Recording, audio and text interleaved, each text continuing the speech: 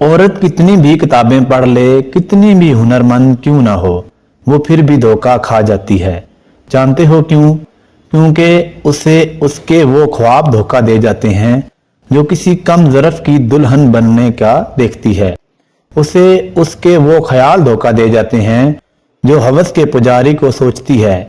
उसे उसका वो तहफ़्फ़ुज़ धोखा दे जाता है जो किसी मर्द को सौंपती है।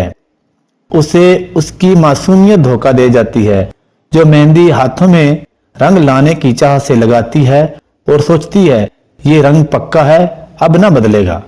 लोग कहते हैं औरत नरम नाजुक सिनफ है, मगर हम कहते हैं कि औरत पत्थर है, ऐसी पत्थर कि उसे कभी नफरत तोड़ ही नहीं सकती। उसे जब भी तोड़ा मोहब्बत ने तोड़ा। औरत टूटकर जितना संवर जाती है उतना वो दुल्हन बनकर भी संवर नहीं सकती। लोग कहते हैं कि मर्द की बर्बादी के पीछे हमेशा औरत का हाथ होता है, मगर हम कहते हैं कि औरत की बर्बादी का सबब हमेशा मर्द ही रहा है।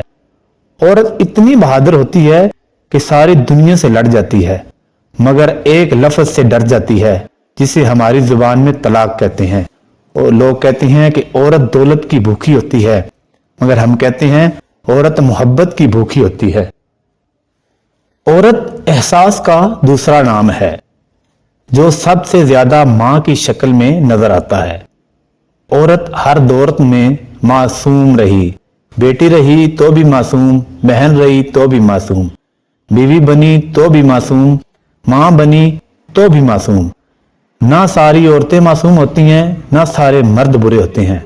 हमेशा औरत ही औरत की तबाही और घर खराब करने का सबब बनी है। अक्सर औरत को कम ज़रफ़ और एहसास से खाली मर्द अपने पैरों की जूती समझते हैं और औरत पैरों के नीचे जन्नत लिए बैठी है। ये थी एक औरत की कहानी और हमारे मुआशरे का एक घनौना ख्वाब। अगर आप हमारे चैनल पे न्यू हैं तो हमारे चैनल को सब्सक्राइब कर दीजिए। वीडियो देखने का बहुत शुक्रिया।